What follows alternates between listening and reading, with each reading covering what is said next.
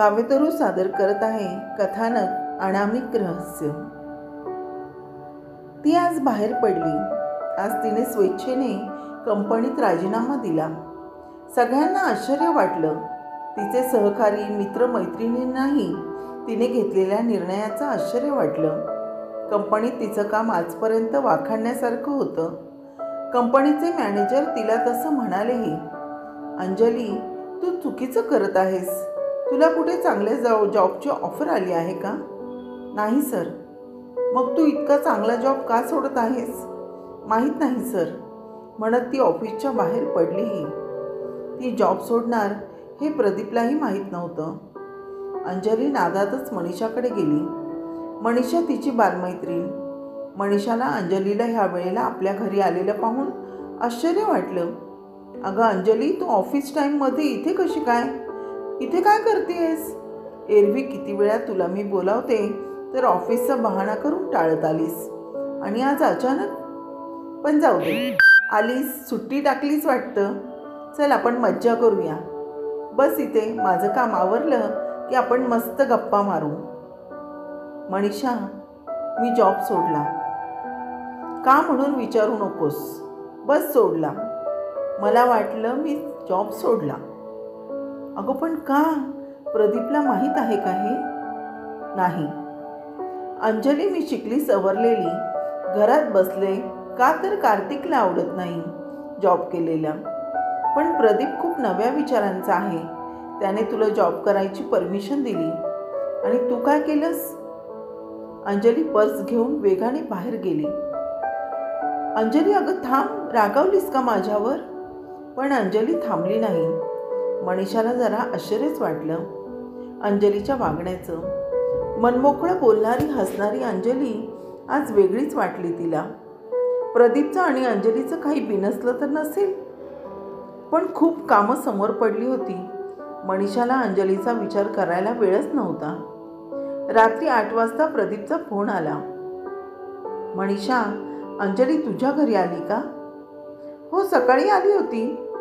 अगं सकाळी ती ऑफिसला गेली होती, अजून ती परत आलीच नाही।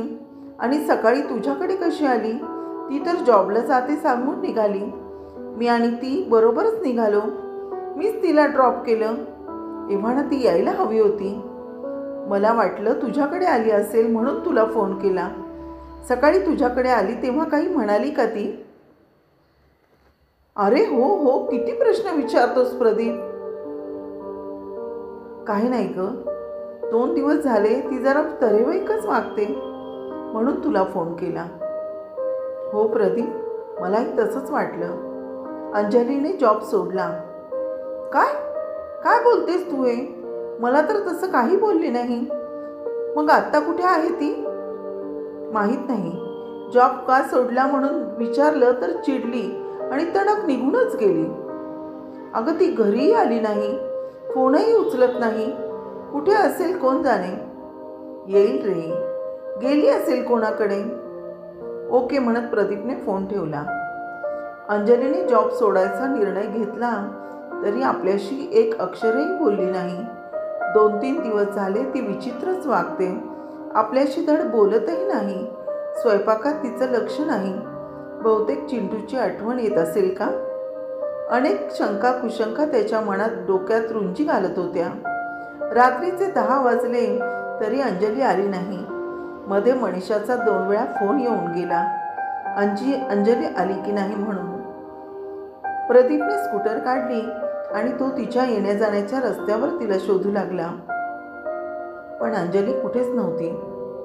एक ठिकाणी पाईपलाईनचं काम चालू होतं। मोठे खड्डे खोदलेले होते।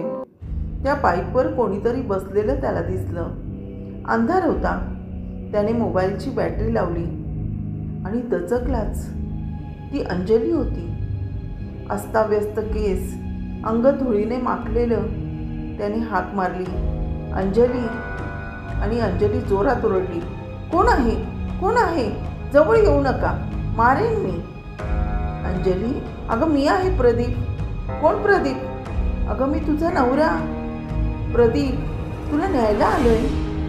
नाही नाही, मला नाही यायचं। मला माराल तुम्ही। मला भीती वाटते। मी नाही येणार. अंजू, अगं मी का मारेन तुला? चल आपल्या घरी जाऊ. चिंटूकडे यायचं ना तुला? चिंटू? कोण चिंटू? बरं चल, तुला भूक लागली असेल हो ना, आपण घरी जाऊ. आणि अंजली यंत्रवत त्याच्या मागे मागे जाऊ लागली. प्रदीपने तिला गाडीवर बसवून घरी नेलं. ती घरी गेली आणि अगदी काही घडत नाही अशा आविर्भावात गाऊन घालून आली आणि डायनिंगवर बसली. रोज घरी आल्यावर जेवण गरम करून वाढणारी अंजली आज अशीच बसली होती. प्रदीपने जेवण गरम करून ताट वाढलं. अंजलीने ताटावर झडपच राहिली आणि आधाशासारखी जेवू लागली. प्रदीप बघतच राहिला.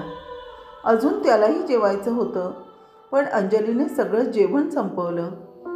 प्रदीपला कळेना, अंजलीची खाण्याची बसण्याची सगळी तऱ्हाच बदललेली होती. अंजली जेवून बेडरूममध्ये झोपायला गेली. प्रदीप फक्त कॉफी घेतली आणि झोपायला गेला. डोक्यात फक्त विचार अंजलीचे. काय झालं असेल तिला? रात्री उशिरा कधीतरी त्याला झोप लागली. सकाळी उठला तेव्हा अंजली बेडवर नव्हती. त्याने बाहेर हॉलमध्ये पोर्चमध्ये बघितलं, तिथेही नव्हती. शेवटी त्याने किचनमध्ये पाहिलं. अंजली पोहे बनवत होती. आंघोळ वगैरे आटोपून तिने प्रदीपला चहा दिला, स्वतःही घेतला. जणू काल काही झालंच नाही अशा आविर्भावात होती ती. प्रदीपने विषय काढला नाही, पण अंजली बोलतच नव्हती. यंत्रवत तिचं काम चाललेलं होतं. प्रदीपने विचारलं, अंजली तू जॉब सोडला? अंजली खूप जोरात ओरडली, हो सोडला म्हटलं ना. आणि प्रदीपच्या अंगावर काटाच आला. इतकी शांत सौम्य भाषेत बोलणारी अंजली हीच आहे का? त्याला प्रश्न पडला. उर्वरित कथानक पुढील भागात. अंजली असा का वागत होती, त्याच्या मागील रहस्य काय, ही उत्सुकता असेल तर नक्की बघा पुढील भाग, अनामिक रहस्य. धन्यवाद.